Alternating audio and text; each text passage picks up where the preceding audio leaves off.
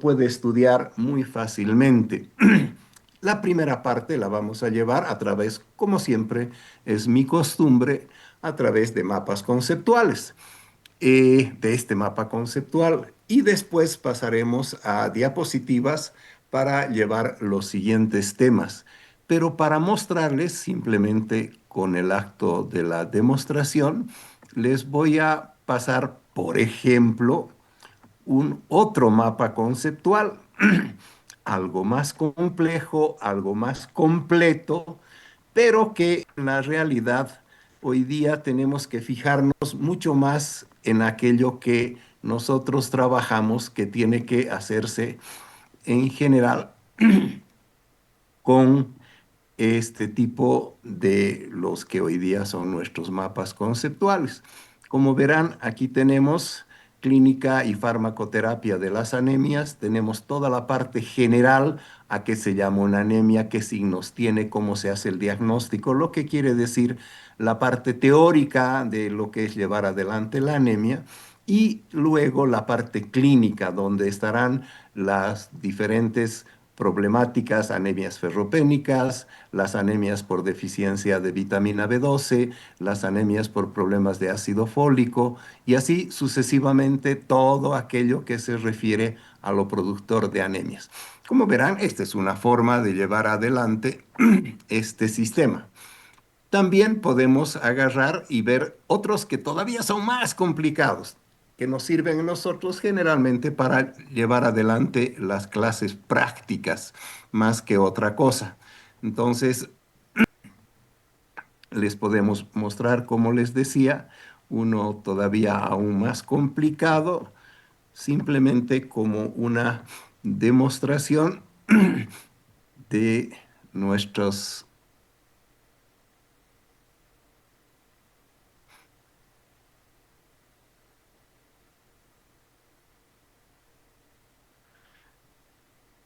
Entonces, como verán aquí, todavía más complicado, mucho más información, mucho más completo hasta la exquisitez al nivel máximo. Y lo en rojito en general son las preguntas que podrían ser del examen en general que nosotros realizamos. Pero, como les digo, simplemente ahora lo que nos interesa es que ustedes aprendan, entiendan, comprendan qué es el procedimiento normal. Si uno no entiende algo, es difícil que lo comprenda y si es difícil que lo comprenda, es muy difícil que lo aprenda. Por ese motivo es que vamos a hacer un nuevo estilito de mapa conceptual. Claro, los que son mis estudiantes, en las cuales claramente los vemos fácilmente en los procesos, entienden esto porque ellos ya manejan algo sumamente complicado. Este es para volver otra vez a lo sencillo, a lo bueno y a lo didáctico. Anemias, generalidades clínicas. La primera parte, ¿cuál es el concepto? Es una deficiencia en la función de los eritrocitos encargados, obviamente, del transporte del oxígeno a las células de nuestro cuerpo humano. Esta deficiencia puede estar causada generalmente por la deficiencia de hierro.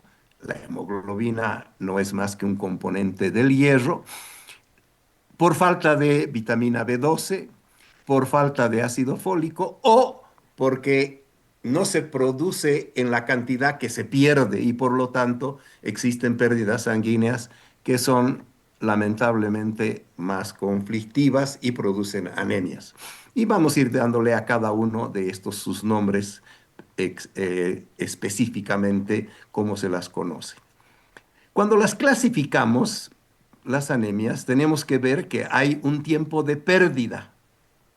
Quiere decir, en qué momento, en cuánto tiempo se está perdiendo o la sangre o se está perdiendo los componentes o no se está produciendo los componentes sanguíneos para hacer posible llevar adelante el procedimiento de formar la sangre. Por lo tanto, el tiempo de pérdida puede ser agudo o puede ser crónico. Si es agudo, es debido a la pérdida rápida y excesiva de sangre. Y esto solo se puede tratar, no hay ninguna farmacología que ayude, solo se puede tratar con transfusiones de sangre y Podemos darle sangre total o llamada entera, ya muy difícil de usarla porque tiene otros tipos de conflictos y hoy día utilizamos los llamados concentrados de plaquetas, llamados plasma fresco congelado o los paquetes globulares. Quiere decir, todo un trabajo que se realiza en los bancos de sangre y nuevamente tenemos que decir, cuando hablamos de sangre, estamos hablando de un fármaco. Como igual, cuando hablamos de un alimento, también estamos hablando de un fármaco. La diferencia es que probablemente en el alimento la figura cambie un poquito.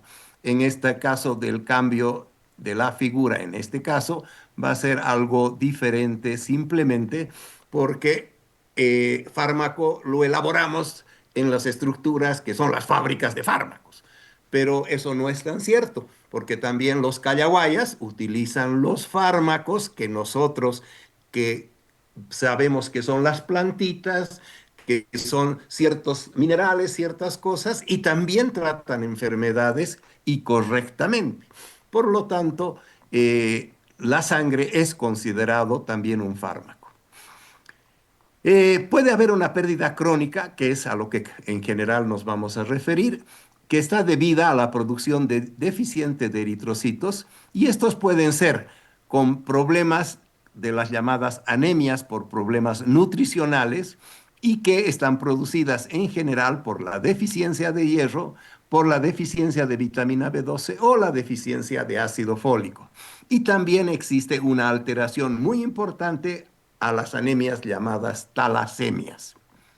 En el caso de que se produzcan por anomalías de la médula ósea, podemos ver a las llamadas toxinas, una serie de toxinas, por poner un ejemplo, un fármaco como el cloranfenicol que nos produce aplasia medular y, como algún rato les expreso a mis estudiantes, tengo un registro de 7 colegas muertos por el haber ingerido cloranfenicol a dosis que lamentablemente no eran las adecuadas. O también podemos tener anomalías en la médula ósea cuando existe insuficiencia renal crónica, ya que vamos a ver que juega mucho un elemento como es la eritropoyetina. En el caso de las deficiencias que se tienen a través de la llamada hemoglobina, van a ser alteraciones en ese núcleo que es el M, que donde está la hemoglobina, pero también pueden haber deficiencias de características genéticas o también de toxicidades y que estas van a alterar la síntesis del ácido desoxirribonucleico. Esto es por problemas de producción, cuando existe problemas de destrucción excesiva de los eritrocitos por diferentes alteraciones, ya sean internas de nuestro propio organismo o sea externas a nuestro propio organismo, lo que quieren decir noxas que existen por fuera y que son tóxicas y destruyen los glóbulos rojos, vamos a tener producciones de anemias hemolíticas que pueden ser adquiridas o congénitas, podemos tener la llamada esferocitosis hereditaria, podemos tener la hemoglobinopatía, que son alteraciones patológicas del grupo M, y los agentes químicos, fármacos, infecciones, virus y una serie de otros elementos que van a ir a perjudicar la formación, hematopoiesis o la eritropoiesis de nuestra sangre. Cuando hablamos por su morfología, estamos hablando del tamaño que tienen los eritrocitos y a estos los calificamos de acuerdo al volumen corpuscular medio como normocíticas cuando el volumen es normal, macrocíticas cuando el volumen mediano corpuscular es menor a 80 y microcíticas cuando este volumen corpuscular es menor, perdón, en este caso mayor a 80 y este menor de 100. Cuando nosotros hablamos de los volúmenes normales, ya tenemos nombres especiales de las anemias llamadas anemias inflamatorias o también anemias hemolíticas, quiere decir por destrucción de la sangre. Y también por un problema que es la acumulación del hierro, que se llama la sideroblástica.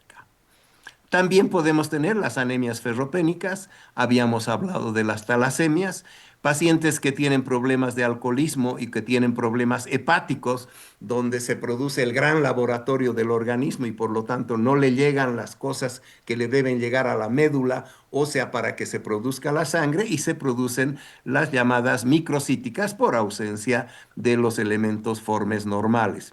Y las llamadas megaloblásticas, como le está faltando el grupo M, le está faltando la actividad que pueda realizarse normal a través de los eritrocitos, estas se llaman megaloblásticas porque son sus precursores los que se vuelven gigantes ya que no tienen lo suficiente para poder formar los eritrocitos como corresponde.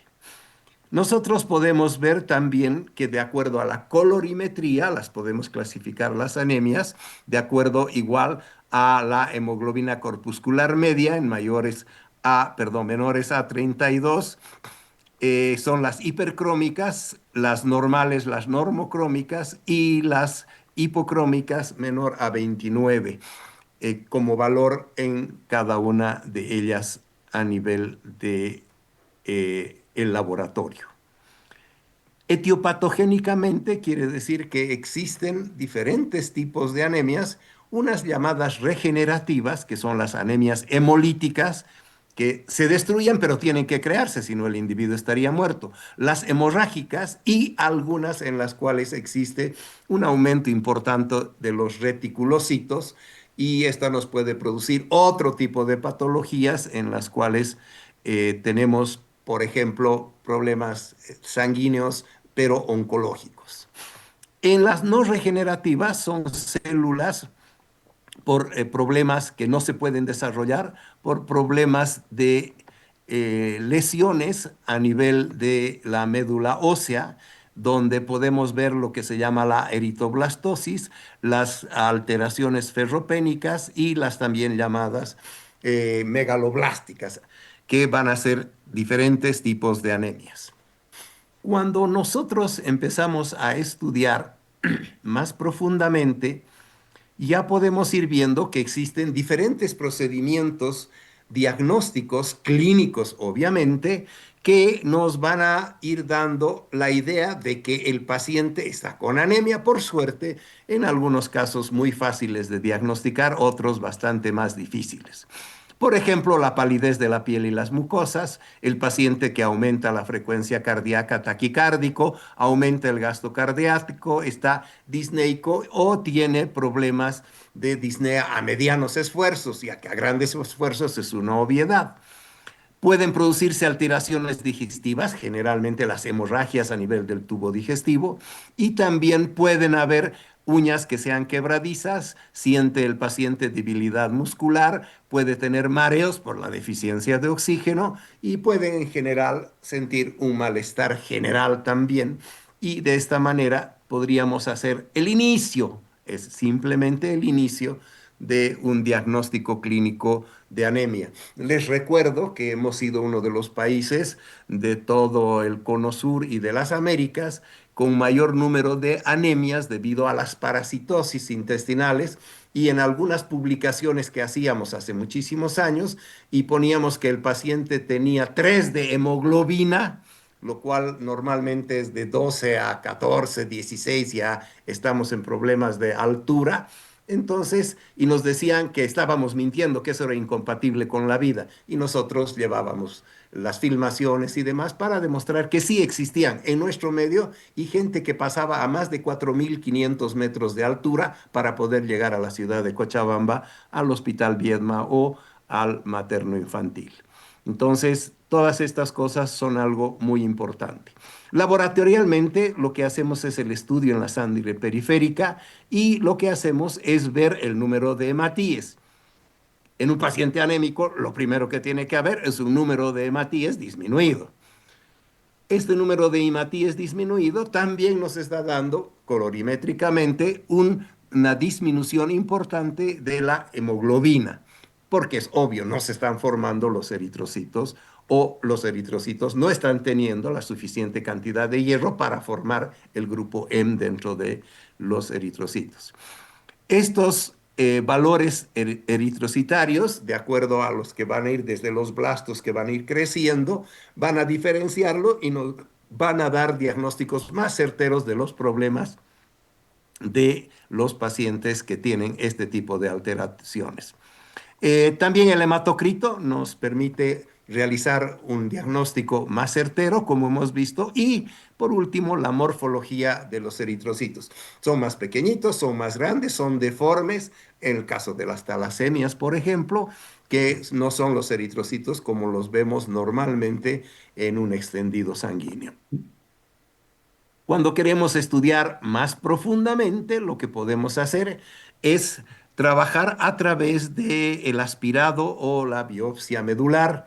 Este aspirado o biopsia medular quiere decir introducir un trocar, un catéter dentro de los huesos que tengan, que no sean los huesos duros, sino los que tengan tejido esponjoso, y de ahí sacar una muestra de la parte medular ósea. Y cuando se hace el diagnóstico, podemos hacer un diagnóstico al que se llama biopsia con componente acelular, que quiere decir le está faltando células de la sangre normal, a la que le llamamos anemia aplásica, que tiene mucho menos cantidad de células, por ejemplo, en las anemias nutricionales, o que tiene demasiada cantidad de células, por ejemplo, en las anemias hemolíticas. Para compensar las pérdidas por la destrucción, entonces se produce mayor cantidad y por lo tanto hay mayor cantidad, hipercantidad aumentado, por lo tanto, de la parte celular. Bien, esta es la que le llamamos la parte conceptual. ¿Qué es anemia? ¿Qué tipos de anemia hay? ¿Cómo se hace el diagnóstico? ¿Cómo podemos hacer el encare del paciente? Y obviamente el paciente anémico será aquel que está pálido. Y iremos a buscar en sus conjuntivas, a nivel de la parte bucal, peribucal y demás encías, a buscar estos signos, a los que se llaman signos sindrómicos. Ahora vamos a hablar ya de las más frecuentes, las más típicas de nuestro país, que son las anemias llamado ferropénicas. Desde que a través de todos los sistemas de gobierno se hace ahora, sobre todo de la paciente embarazada, de los niños y demás, se hace suplementos como se hace para el problema de la tiroides, se hace para el problema del bocio, ponerle yodo a la sal, pues también se hace lo mismo en el caso de los pacientes que tienen unas pérdidas mayores que la población normal. Existe todo un programa que hace que se trabaje con el hierro. ¿Con qué se trata una anemia ferropénica? Que está siempre clasificada como microcítica, que son eritrocitos muy pequeños, y hipocrómicas, que tienen no la coloración normal rojiza importante de nuestra sangre. Entonces, ¿con qué se trata? Con fármacos. Y hemos dicho que algunas otras se tratan directamente con sangre cuando las pérdidas son masivas y muy rápidas. En este caso es una pérdida crónica. Y con el hierro lo que se hace es ver que se usa en prevención y tratamiento de las anemias ferropénicas, llamadas hiporcómicas y microcíticas, donde los resultados de el volumen corpuscular medio y el volumen medio de la hemoglobina son lamentablemente más bajos. ¿Debido a qué son más bajos? En este caso, ya vamos viendo que se requiere una producción de hierro importante y por lo tanto esta producción hace que las proteínas esenciales, como la llamada hemoglobina, el grupo M, hemoglobina, y por lo tanto, ¿qué es lo que sucede? Lamentablemente existen fallas en el sistema de regulación de la absorción del hierro, su transporte o su almacenamiento. ¿Cómo se almacena el hierro en nuestro organismo? A través de una sustancia conocida como la hepcidina. Y esta es la que se va a producir en el hígado. Por lo tanto, también muchas patologías del hígado, pacientes cirróticos por problema de alcoholismo, van a empezar a presentar anemias, pero por alteración no de la médula, sino en este caso del hígado, porque en el hígado es donde se forma y se almacena la mayor parte de la acción férrica en nuestro organismo. Y por lo tanto, esta hepcidina, si está aumentada, deja la producción de hacerla el hígado. Pero si disminuye, el hígado empieza otra vez a producir. Es regulado por este sistema en particular. Bien, entonces, ahora vamos a ver las características fisiológicas. Estas características nos dice cuál es la característica farmacocinética, entre comillas farmacocinética, porque tenemos hierro en nuestro organismo, sino la cinética del hierro, que no necesariamente es el fármaco, pero claro, cuando nos falta le ponemos extra y a eso sí se llama fármaco. Entonces, el hierro se absorbe generalmente en el duodeno y en el yeyuno proximal y su absorción es total y está aumentada en mujeres embarazadas y los niños lactantes. O sea, la llamada hepcidina es la que va a regular y generalmente va a estar en menos cantidad y por lo tanto va a requerir mayor producción en mujeres embarazadas y lactantes. Está disponible está disponible en varios alimentos, principalmente en las carnes rojas, como la llamada hemoglobina y la miohemoglobina, en la parte miomuscular, la hemoglobina que está colocada en el músculo. Las personas vegetarianas y las veganas, ese es el problema.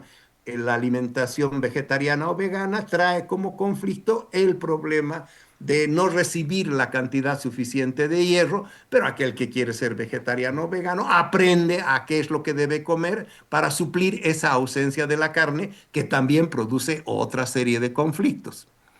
El hierro es casi totalmente rescatado por catálisis de la hemoglobina de los eritrocitos viejos o los dañados. Quiere decir que el hierro en realidad no se sale en demasía de nuestro organismo. Es roñoso nuestro organismo para dejar que el hierro se escape. El exceso de hierro se almacena como una proteína especializada llamada la apoferritina. Esta apoferritina se va a ir haciendo los núcleos bioquímicos de apoferritina y van a ir rescatando todo el hierro que se estaba aparentemente por perderse. ¿Qué es lo que pasa? Se transforma, por lo tanto, este unido al plasma en una forma de transferrina. Esta transferrina hace un complejo de transferrina hierro e ingresa a las células. Al ingresar estas a las células, se produce una maduración y la proliferación en las células de los eritroides, donde se produce una síntesis de la llamada hemoglobina o se almacena como ferritina y sirve para cumplir con las demandas del desarrollo de nuevos eritrocitos. Cada momento estamos produciendo miles de eritrocitos porque miles también se están perdiendo.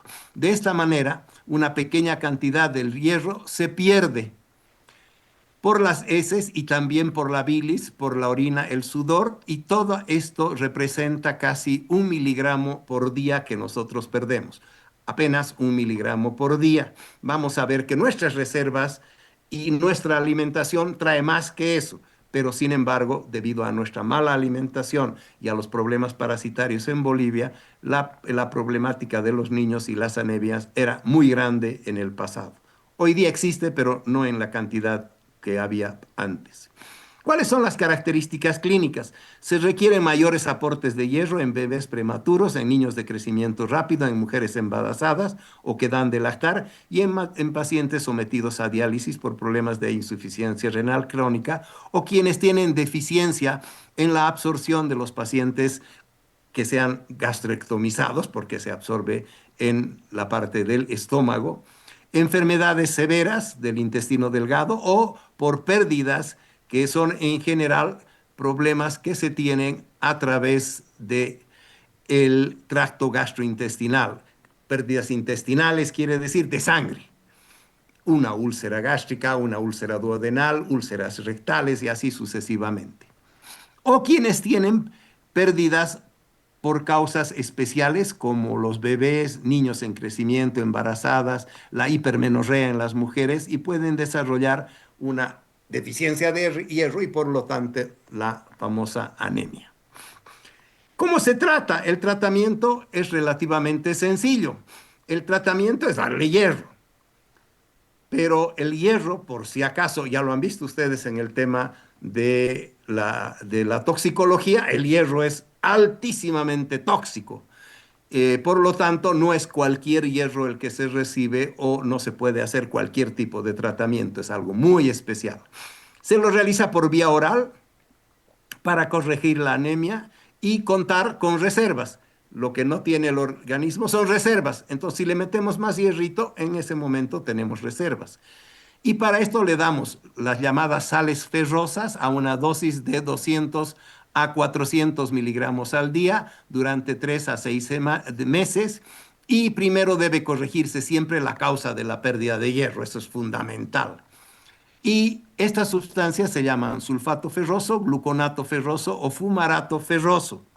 Todos estos son efectivos y son de bajo costo. Gracias a Dios, no necesitamos invertir gran dinero para tratar o curar a un paciente que tiene problemas de anemia ferropénica. Pero también debido a que produce alteraciones bastante importantes como efectos adversos colaterales y demás, se utiliza la vía parenteral. ¿Y para quienes está reservada? Para los que no toleran ni absorben el hierro por vía oral, porque tienen diferentes alteraciones, como por ejemplo una gastrectomía, y tienen una anemia crónica que no se la puede tratar. Debido a la grave toxicidad y la dificultad de controlar la dosificación del hierro libre y del hierro inorgánico, es que hay que utilizar no la vía oral, porque es muy difícil de controlar, utilizamos la vía parenteral. Cuando el paciente tiene una enfermedad renal crónica en la hemodiálisis y que manejamos, por ejemplo, la eritropoyetina, necesitamos utilizar la vía parenteral. Pacientes que han sido postgastrectomizados, reacciones por resección anterior del intestino delgado, enfermedad inflamatoria intestinal con síndrome de mala absorción, tenemos que utilizar, en este caso, vamos a utilizar las sustancias correspondientes de hierro. Nuevos fármacos, el hierro coloide, que tiene simplemente un núcleo de hidróxido de hierro rodeado de carbohidratos. El hierro llamado dextran, que es un hidroxiférrico, que son polímeros de dextrano y que pueden usarse por vía endovenosa, que es la preferida porque la intramuscular profunda produce demasiado dolor y además tiñe la piel en esos lugares, pero tiene sus efectos adversos como cefalea, mareos, fiebre, artralgias, náuseas, vómitos, dolor de espalda, enrojecimiento, urticaria, broncoespasmo. Raro la anafilaxia, que sí se puede producir reacción alérgica y muerte, y también hay que realizar en esos casos pruebas de sensibilidad. Bien, estamos a menos de 5 minutos de la primera parte, se nos va a cortar como ya sabemos, y lo único que hacemos es volver a entrar. Si por cualquier motivo no podríamos volver a entrar, tenemos un segundo enlace, pero no creo que sea necesario utilizarlo. Volvemos simplemente a tocar el mismo enlace y vamos a poder seguir con la clase. Bien, tenemos también en el caso del complejo del gluconato férrico de sodio, la sacarosa de hierro, la carboximaltosa férrica y el ferrumoxitol, que son las sustancias importantes de los nuevos fármacos. Su toxicidad, como toxicidad aguda, la parte etiológica casi es exclusiva para los niños en la ingestión accidental. Es mortal, síntomas de gastroenteritis necrotizante, vómitos, diarrea sanguinolenta, dolor abdominal, choque, letargo, disnea, acidosis, coma y muerte. El niño se muere. Es uno de los problemas serios en el tratamiento. Hay que hacer lavado intestinal completo o también se le puede dar la deferoxamina en vía endovenosa, que es un quelante del hierro que se está absorbiendo y facilita su excreción a través de la orina y las heces. En la toxicidad crónica produce la llamada hemocromatosis, se deposita el hierro en el corazón, en el hígado, el páncreas, existe falla orgánica y el paciente se muere. Y para eso se utiliza como el tratamiento de los niños, la deferoxamina parenteral, el deferasirox y la deferiprona para los quelantes por vía oral. Y por último, se pueden realizar las flebotomías, quiere decir sacar bastante cantidad de sangre y al sacar cantidad de sangre estamos sacando cantidad de hierro. Bien, antes de que se nos termine nuestro tiempo, vitamina B12, eso es un pinche resumen, también es llamado factor extrínseco. Para ser absorbido necesita unirse al factor intrínseco y participan en dos reacciones importantes. Una convierte el metilmalonil coenzima A en succinil coenzima A y convierte la metil THF en homocisteína THF y o metionina. Se usa como hidroxicobalamina o cianocobalamina para la prevención y en las anemias llamadas megaloblásticas. Y el ácido fólico se encuentra en el hígado, en el riñón y vegetales, se absorbe en el yeyuno proximal como gluconato y se usa en el tratamiento y prevención de las anemias por déficit de folatos. No se observan efectos adversos excepto en lo que haya déficit por vitamina B12. Estamos a un minuto de que se termine nuestro tiempo por el uso del Zoom. Sin embargo, vamos a salir y seguramente se va a tener que esperar 2 minutos o 3 minutos hasta que todos ingresen nuevamente.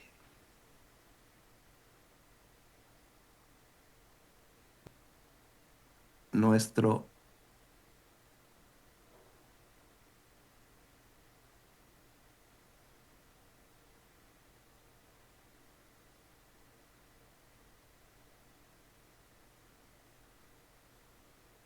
Bien, pregunto, ¿estamos viendo la diapositiva como corresponde? ¿Alguno me puede hacer la respuesta correspondiente usando su micrófono? Sí, doctor. Se ve bien. Perfecto, gracias. Bien, pasamos entonces a las diapositivas y ahora vamos a ver los fármacos utilizados en las llamadas citopenias. Y estos citopenias significa disminución de las células que están ubicadas a nivel del sistema sanguíneo. Y vamos a ver que también existen alteraciones en los factores de crecimiento llamados crecimiento hematopoyético. En función de esto, vamos a ir trabajando nuestras diapositivas. Bien.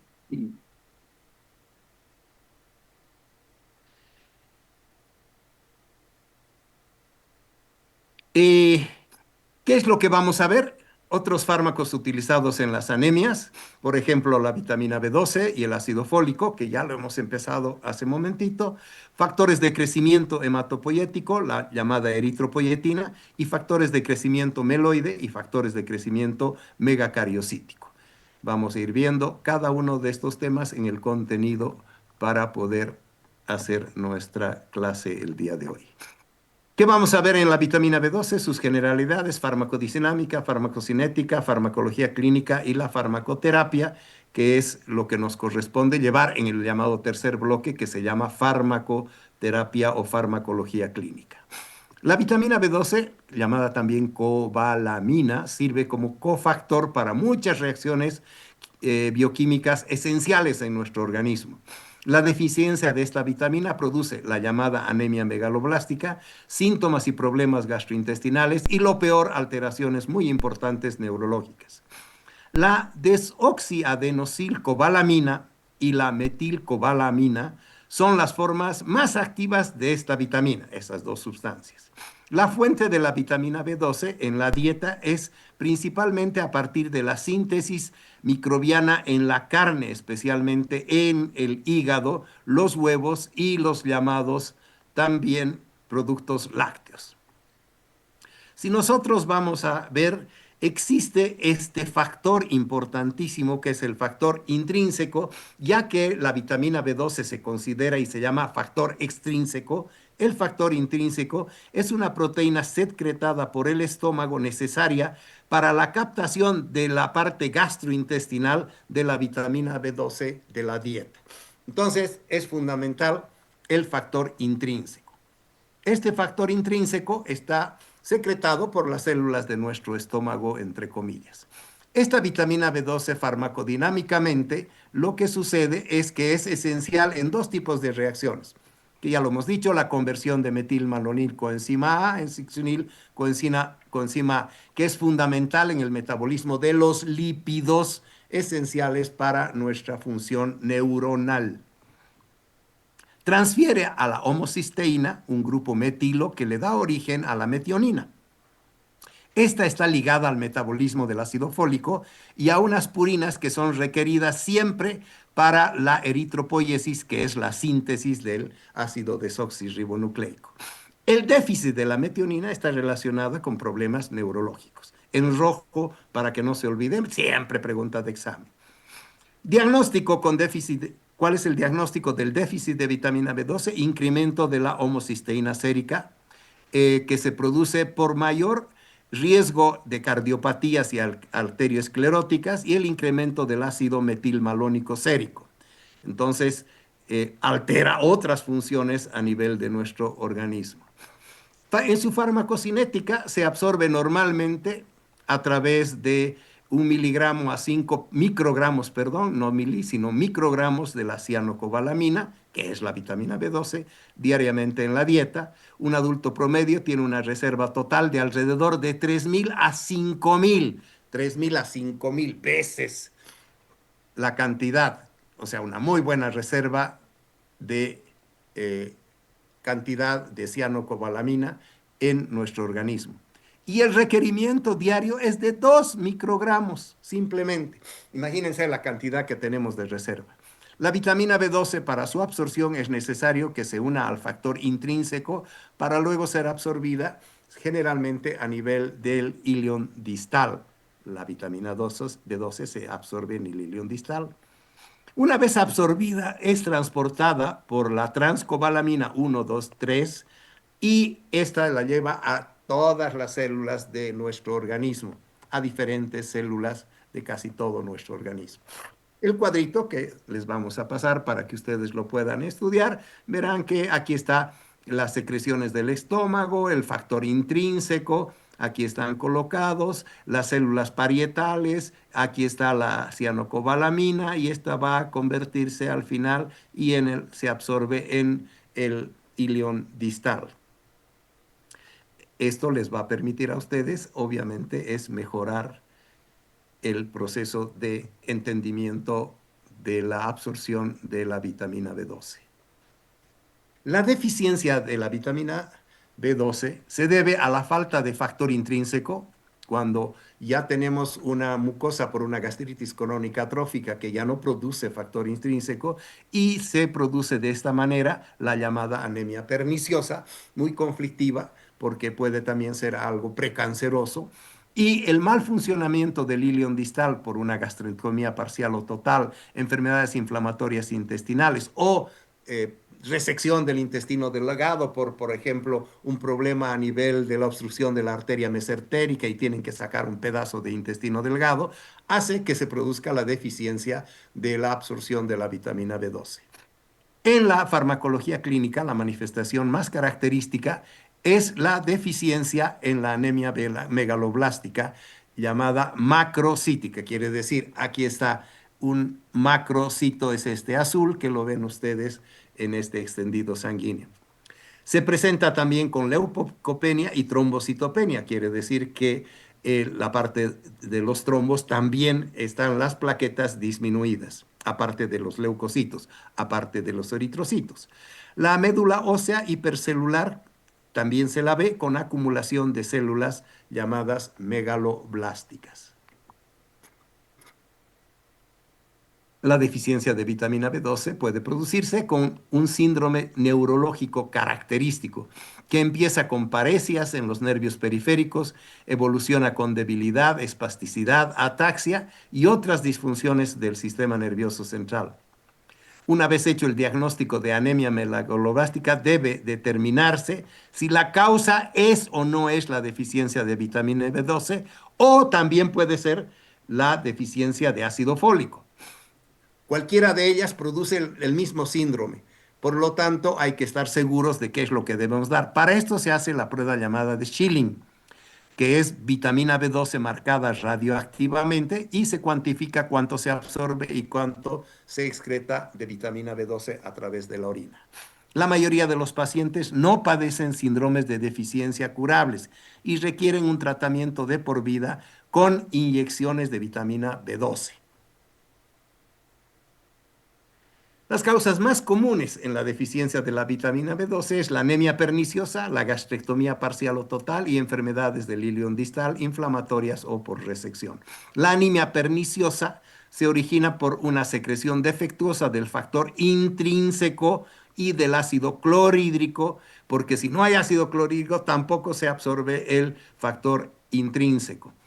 Y esto se produce en la llamada, como ya les decía, la atrofia gástrica en la mucosa, la atrofia de la mucosa gástrica crónica.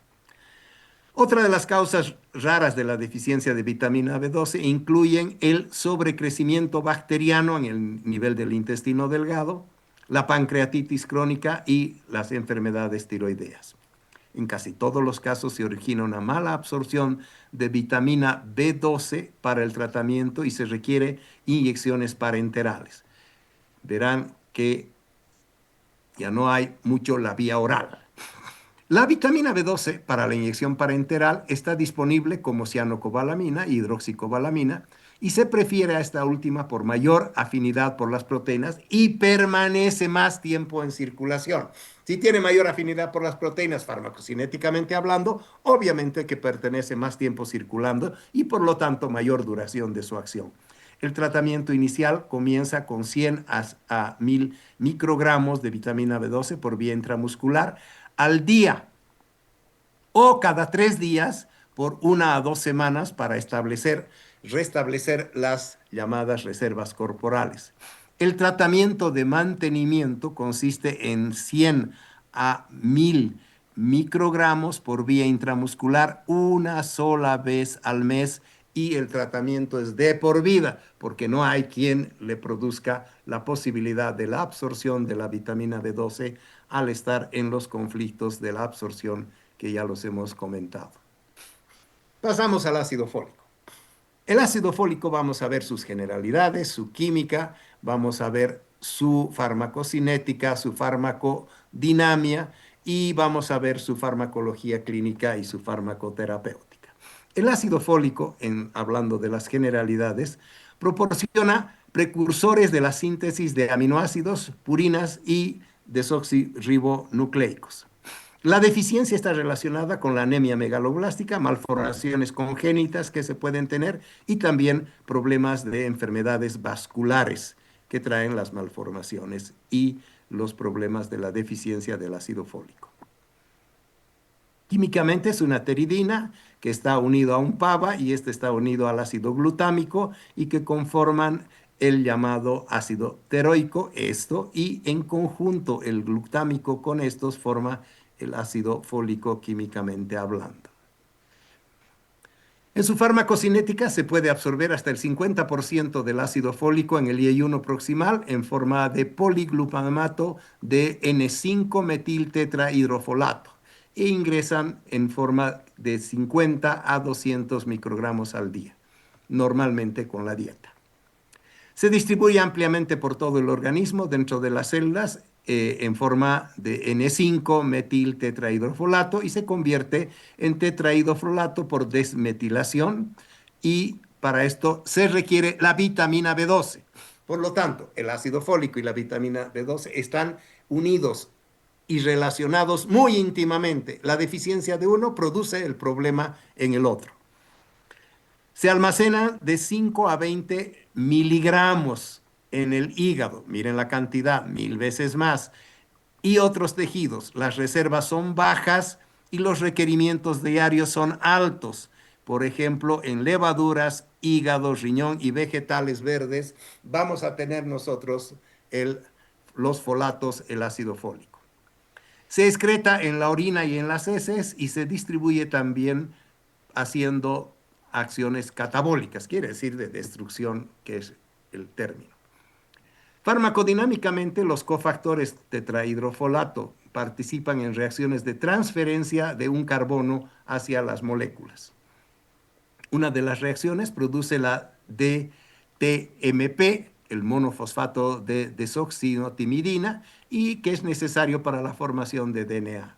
En el ciclo de la síntesis del DTMP, las enzimas son blancos de los fármacos anticancerígenos como del metotrexato, lo inhiben y por lo tanto destruyen, no se puede producir el ácido fólico. Y en este caso, en el metotrexato, inhibe la dihidrofolato reductasa, mientras el 5-fluoracilo, otro anticancerígeno, inhibe el timidilato sintetasa. El papel más importante en la generación es generar la metionina, que la habíamos visto, y las llamadas purinas esenciales. En su farmacología clínica, la anemia megaloblástica no provoca síndromes neurológicos. Se valora a través del folato sérico o en los eritrocitos. En mujeres embarazadas se tiene que hacer la prevención de defectos en el tubo neuronal. Se producen alteraciones teratogénicas en el tubo neuronal. Otros pacientes alcohólicos con daño hepático produce síndrome de mala absorción y en los pacientes en los cuales se requiere diálisis renal también necesitamos hacer administraciones suplementarias. En su farmacología clínica, la deficiencia se origina a menudo por la ingestión inadecuada de folatos, por ejemplo, los alcohólicos y los ancianos. Los pacientes que tienen daño hepático por disminución de sus reservas, las pacientes embarazadas o que tienen anemia hemolítica por aumento de requerimientos, los pacientes con síndrome de mala absorción, los que requieren diálisis y los pacientes que reciben metotrexato, trimestoprim y también la piremetamida y obviamente los que requieren también otro tipo de anticancerígenos. El tratamiento, una dosis diaria de ácido fólico de 1 miligramo vía oral hasta revertir la anemia megaloblástica y restituir siempre las reservas séricas y corporales.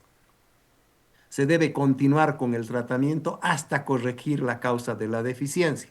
Y muchas veces es indefinido porque se tiene un problema de mala absorción o una dieta lamentablemente pobre o inadecuada. Bien, hemos visto todo lo que es la parte sanguínea, de la parte del hierro, de la parte de la vitamina B12 y ahora el ácido fólico. Ahora vamos a ver qué pasa con los factores de crecimiento. Cuando hablamos de factores de crecimiento, entonces lo que nosotros vamos a chequear es la eritropoyetina, su química, farmacocinética, farmacodinámica, clínica, farmacología clínica y toxicidad.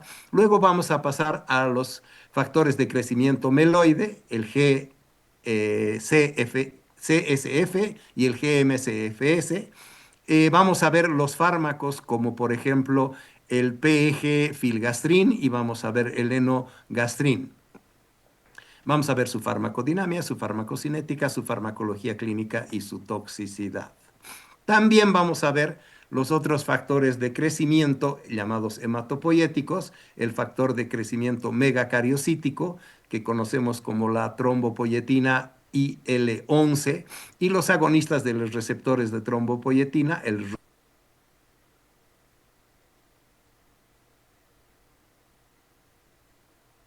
su farmacología clínica y su toxicidad. Bien, empezamos con los factores de crecimiento hematopoyético. Son hormonas glucoproteicas que regulan la proliferación y la diferenciación de las células progenitoras que se encuentran en los elementos hematopoyéticos de la médula ósea. Estos son, el primero, la eritropoyetina, que es una composición que tiene que ver con la epoetina alfa y la epoetina beta. El factor estimulante de las colonias de granulocitos, que es factor estimulante de colonia de granulocitos, obviamente viene del inglés, el- la condensación de esto, su acróstico, y el factor estimulante de colonias de granulocitos y macrófagos, que se los conoce como GM, granulocitos macrófagos, factores de crecimiento de los granulocitos macrófagos. La interleuquina 11, que tiene el nombre de IL-11, y los agonistas de los receptores de trombopoietina, que son el romiplastin, que se lo conoce AMG 531, y el trombopag, como los elementos farmacológicos. Comenzamos a hablar de la eritropoietina. La eritropoietina, en su química y farmacocinética, es una eritropoietina humana recombinante, cuya expresión está dada por la epopoietina alfa y se produce en un sistema de expresión celular de todos los mamíferos. Tiene una vida media de 4 a 13 horas en pacientes con insuficiencia renal crónica, no se depura por diálisis y se administra 3 veces por semana por vía endovenosa. La darbepoetina alfa es una forma modificada y tiene una vida media que es 2 a 3 veces mayor que la epopoietina alfa y administrada, por lo tanto, una sola vez a la semana y no 3 veces a la semana. La metoxipolietilenglicol, que es la epopoietina beta, químicamente hablando, es la de acción prolongada y se administra solo cada 2 a 3 semanas en una dosis única por vía intravenosa o por vía subcutánea. Farmacodinamia de las eritropoietinas estimula la proliferación y diferenciación de los eritrocitos por interacción con los receptores específicos de las células progenitoras de eritrocitos. Estas células progenitoras se llaman JAK-STAT. Induce la liberación de los reticulocitos de la médula ósea en condiciones normales menor a alrededor de 20 unidades internacionales por litro y existe una relación inversa entre el hematocrito y la cantidad de eritropoietina, excepto si en la insuficiencia renal, que es crónica, puede tener una mejor respuesta cuando tratamos con eritropoietina de tipo exógeno. Los agentes estimulantes de la eritropoiesis, las llamados ESA, se usan en la anemia por insuficiencia renal crónica, elimina la necesidad de las transfusiones, mejora el hematocrito y la hemoglobina, y la falta de respuesta se debe a una deficiencia o de hierro o de folato. Hay que corregir esto. La anemia con trastornos primarios de la médula ósea y la anemia secundaria a la quimioterapia en un problema de supresión medular. El dumping sanguíneo, que lo pueden usar los deportistas para mejorar su rendimiento, también ellos utilizan una droga, en este caso la eritropoietina, para mejorar su rendimiento. Quiere decir, mejora el número de glóbulos rojos, pero está prohibido. Por eso es que se vienen a la altura, a La Paz, el Alto, Oruro y esos lugares a los centros de entrenamiento, porque eso es automáticamente, si vives en La Paz, aumentas la cantidad de eritrocitos. Si la eritropoiesis es demasiado importante, tenemos que hacer la flebotomía y también realizar alguna operación de tipo sanguíneo, quitar sangre, para evitar la concentración. En pacientes con VIH que son tratados con sidobudina, como pueden haber visto, recuerden el tema de antivirales, estos pacientes también tienen conflictos con el problema de la eritropoietina. Su toxicidad tiene un incremento rápido en el hematocrito y la hemoglobina, puede producir hipertensión y complicaciones trombóticas. Si la hemoglobina es de más de 12 gramos por 100 mililitros, entonces tenemos problemas. Se incrementa el riesgo de los eventos cardiovasculares graves cuando utilizamos eritropoietina y el incremento de la mortalidad por trombosis venosa en pacientes con cáncer. Las dosis del ESA se ajustan para mantener más o menos a alrededor de 11 gramos por 100 mililitros. No hay que subirse porque ahí se tienen todos los problemas. Los pacientes con eritropoietina exógena menores a 100 unidades por litro responden siempre mejor al tratamiento y no tienen problemas de las complicaciones. Pasamos al tema de crecimiento mieloide, la química y la farmacocinética. Cuando vemos, ya hemos visto el GCSF humano recombinante, se lo conoce con el nombre farmacológicamente del filgastrin, el GM con el nombre de sargramostin y su vida media es de 2 a 7 horas y se lo utiliza por vía endovenosa o subcutánea. El pegfilgrastim es un producto de conjugación que tiene una mayor vida media y por lo tanto más utilizado. Y para evitar ciertos efectos, también se tiene la nevogastrin. La nevogastrin es una forma glucosilada de el factor de crecimiento meloide. Su farmacodinamia estimula la proliferación y diferenciación de varias células progenitoras mieloides, interactúa con los receptores específicos, los JAK-STAT. En el caso de las GCSF, actúan en el linaje de los neutrófilos, promueven la acción fagocítica y prolongan su supervivencia. Movilizan las células madres hematopoyéticas, aumentando la concentración en la sangre periférica en los trasplantes autólogos. El GMCSF tiene una acción más amplia, multipotencial, y por lo tanto estimula la proliferación y la diferenciación de las células madre granulocíticas, células madre eritroides y los megacariocitos, o sea, para los glóbulos rojos, para los glóbulos blancos y las plaquetas. Actúa junto con la interleuquina 11 en la proliferación en general de las llamadas células T. La neutropenia inducida por quimioterapia en el cáncer. La neutropenia es un efecto que se tiene para incrementar el riesgo de las infecciones. Es un efecto adverso que incrementa el riesgo de las infecciones. La transfusión con granulocitos tiene poco éxito. En el factor de crecimiento, G disminuye la duración de la neutropenia y eleva la cuenta de neutrófilos, y los requerimientos del ATB para el amplio espectro bajan, o sea, antimicrobianos.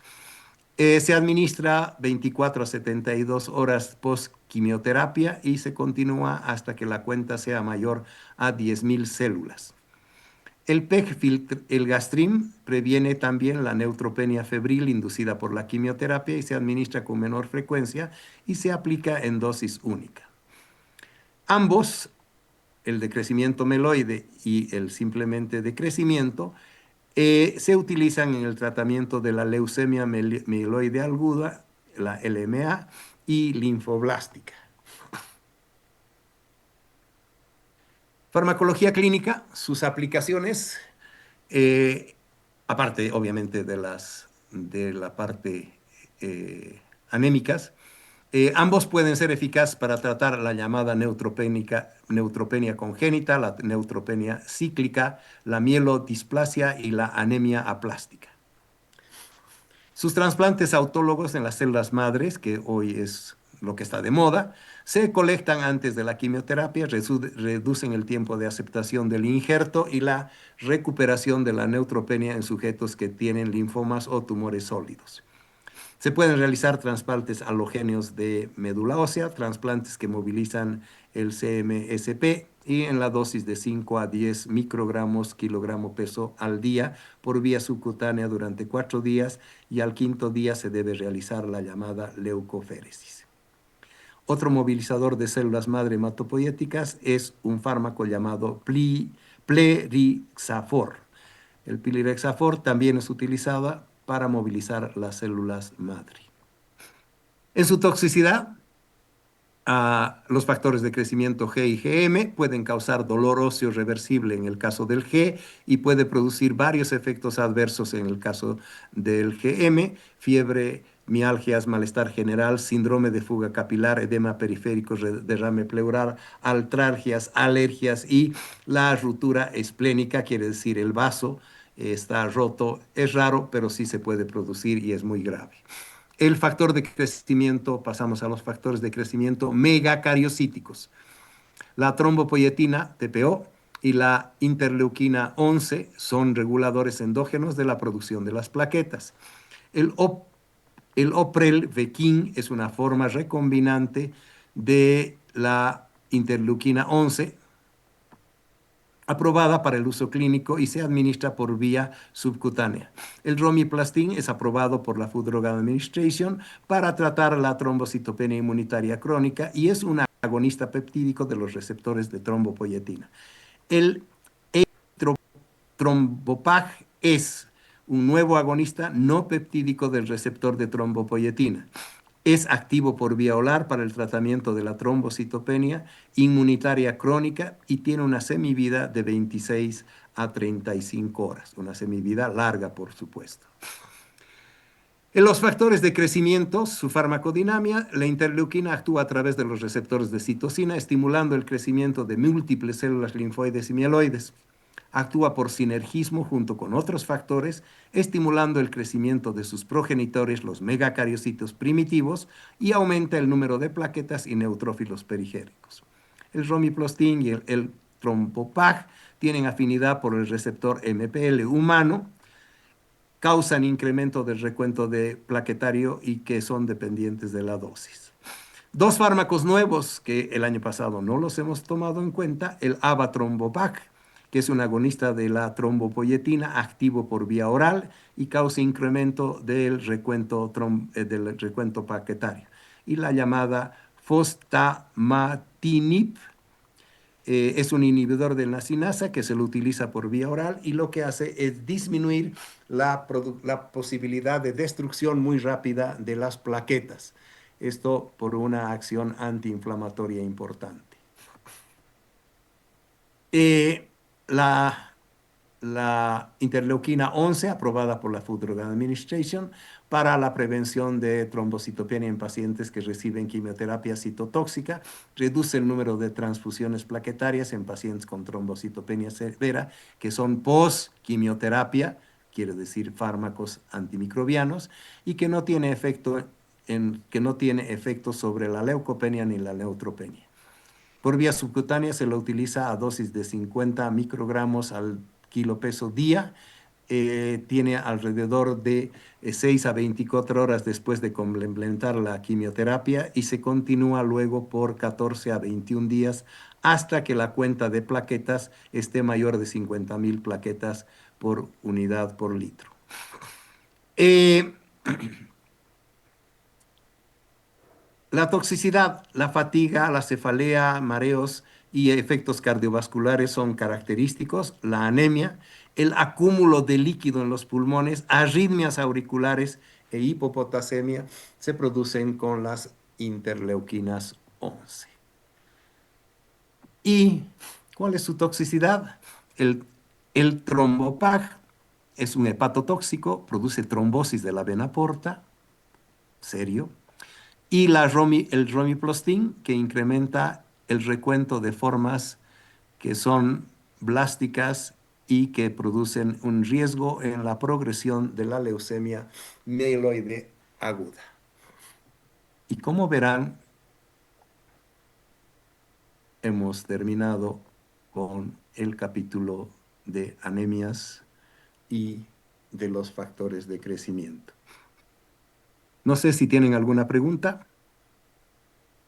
En general hacemos un repaso al final de todos los temas, pero si tienen alguna pregunta.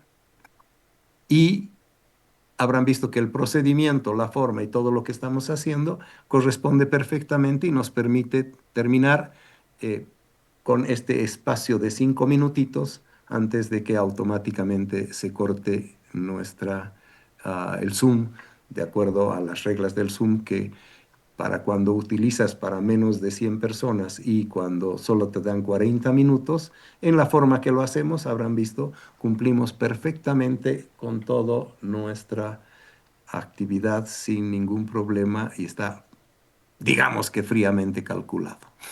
¿Alguna pregunta?